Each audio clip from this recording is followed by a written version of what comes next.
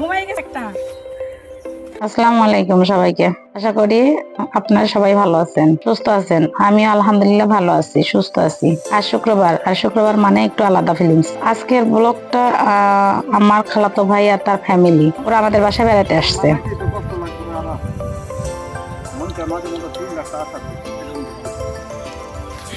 ছেলে ঘর তুই আসার না কোন কিছু। ওদের রিসিভ করতে গিয়ে দেখলাম হায় রে ভাই রোদ, তো রোদে আমার খালাতো ভাই পুরোটাই মাথা টাথা গরম হয়ে গেছে, একদম বাজে অবস্থা। আসলে হবারই কথা, ভাবতেই পারো এত রোদে বাইক চালিয়ে এসেছে। আচ্ছা যাই হোক, ভাইয়ের দুই ছেলেকে আমি ভীষণ ভালোবাসি। ওদের দেখা মাত্র এগিয়ে গিয়ে জড়িয়ে ধরলাম, খুব আদরের তারা আমার কাছে। এবার আসল মজাটা হলো আমাদের বাসার সিঁড়ি, তা ভাইরে ভাই এতটাই মানে বাজে অবস্থা যা বলার বাহিরে। তো তোমরা তো আমার আগের ভিডিও গুলোতে দেখেছো এই সিঁড়ির অবস্থাটা। এই সিঁড়ি দিয়ে নামতে গেলে একটু দম লাগে। ভাইয়ের ওয়াইফ মানে ছোট ভাইয়ের ওয়াইফ নামার সময় একদম নার্ভাস হয়ে গেল, মনে হচ্ছিল সিঁড়িটা যেন পাহাড় মতো খাড়া। আমি তখন বললাম আস্তে আস্তে নামো, ভয় পাইও না। এভাবেই শুরু হলো আমাদের ফ্যামিলির গ্যাদারিং ডে।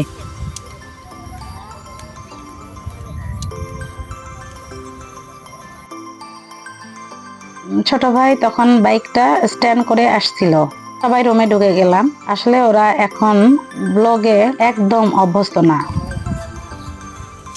ক্যামেরা দেখলে একটু অন্যরকম ফিল করে, কিন্তু ধীরে ধীরে ঠিক হয়ে যাবে।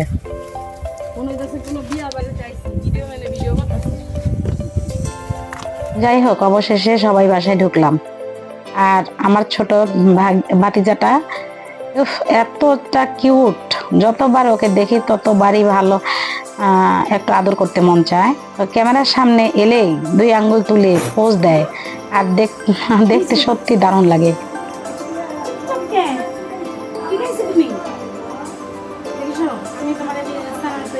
আর মজার ব্যাপারটা হলো ক্যামেরা তার দিকে যতক্ষণ থাকে ততক্ষণ একদম নড়ে না, সে পোজে দাঁড়িয়ে থাকে একেবারে প্রো মডেলের মতো। আসলে ওরা আস্তে আস্তে অনেক দেরি হয়ে গেল, তাই ভাবলাম আর দেরি না করি, আগে ওদের লাঞ্চ খাইয়ে দিই। আজকের খাবার রান্না করেছে আমার মা, আমি শুধু একটু হেল্প করেছি। আমার মায়ের রান্না অসাধারণ, তাই মেহমানদের জন্য সব কিছু সুন্দর করে রেডি করলাম। তারপর খাবার সার্ভ করতে ব্যস্ত হয়ে গেলাম। খাবার সার্ভ করতে ছোট ভাইয়ের বউ আমাকে হেল্প করতেছিল। তোমরা তো জানো বাসায় মেহমান এলে একটু কাজকর্ম করতেই হয়, এটা তো স্বাভাবিক। আজকের মেনুতে ছিল পোলাও, ভাত, চিকেন কারি, বিফ রেজালা, ভর্তা। আমরা সবাই একসাথে খুব মজা করে খেলাম। খাওয়ার আগে আমার ছোট ভাই আমাকে একটা গিফট দিল, জামা আর সাথে থাইল্যান্ড থেকে আনা ক্রিম আর সাবান। ও আগে একবার এনেছিল, এগুলো খুব ভালো মানের হয়। আসলে ও এগুলোর বিজনেস করে, আমি নিজেও ইউজ করি, একদম ভালো প্রোডাক্ট, ভালো মানের। এই প্রোডাক্টগুলো আমার জন্য আমার ছোট ভাই এনেছে, সেটা আমি তোমাদেরকে দেখাবো আলাদা একটা ভিডিওতে। তোমরা চাইলে নিতে পারো, ওই ভিডিওতে আমি সব কিছু ডিটেলস শেয়ার করব।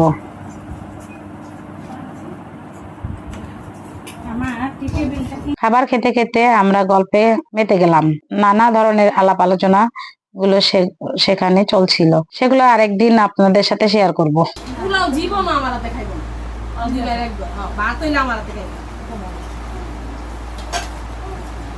এখানে কি শোনো, এখানে তোমার জন্য যে আমি সেভেন আপ বানাবো সে ক্ষমতা নেই। যাওয়ার সময় একটা সেভেন আপ খাই দিলাম, যাও হাত ধরো, হাত ধরো, এই যে এখানে হাত ধরো, হাত ধরো, হয়েছে, হয়ে গেছে, আর হাত ধরো, হাত ধরে দিচ্ছি। হাত তো সুন্দর সুন্দর না, ওটা সেদিন নিয়ে এসছি, এটা দিয়েই পানি খাও যতক্ষণ আছে। না হাত দিয়ে খাবে না, এই যে হাত নিয়ে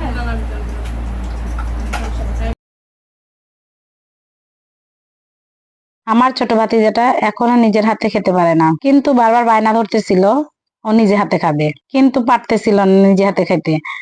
পরে ওর মাই ওকে খাইয়ে দিল। আর ওর কাজ হলো মোবাইল দেখা, যতবার এই ভিডিওতে দেখবেন দেখবেন ওর হাতে মোবাইল। কি আর বলবো, এ যুগের বাচ্চাদের কথা, সবাই একদম মোবাইল প্রেমিক।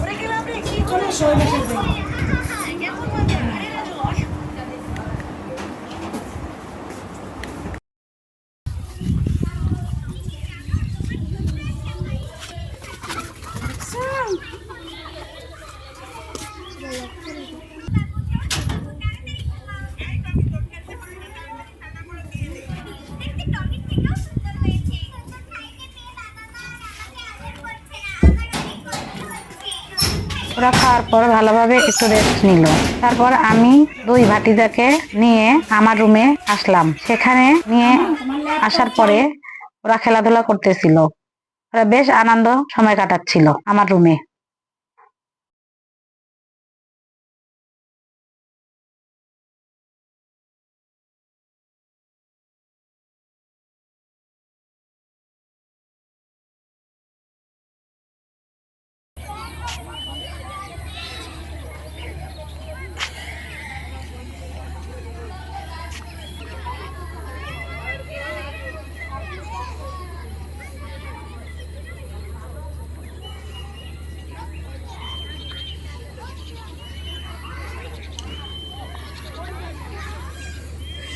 ওই যে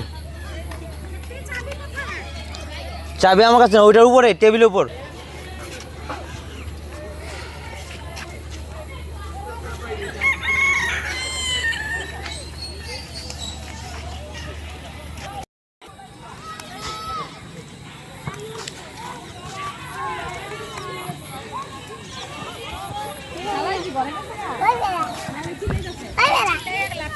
অবশেষে বিকেলে সবাইকে নিয়ে আমি আমাদের বাসার আশেপাশে একটু ঘুরতে বের হলাম। ওরা তখন বলছিল আপনার বাড়ির পরিবেশটা আশেপাশের সত্যি অনেক সুন্দর, অনেক ভালো লাগছে। ওরা ভীষণ আনন্দ করছিল। তো আজকের ব্লগ এখানেই শেষ করছি। আশা করি সবাই ভালো থাকবেন, সুস্থ থাকবেন, আমাকে সাপোর্ট করবেন। আর প্লিজ সামান্য কষ্ট হলেও আমার চ্যানেলটা সাবস্ক্রাইব করবেন। আর নেক্সট ভিডিওতে দেখা হবে। এই পর্যন্ত শেষ করছি। ওকে, আল্লাহ হাফেজ।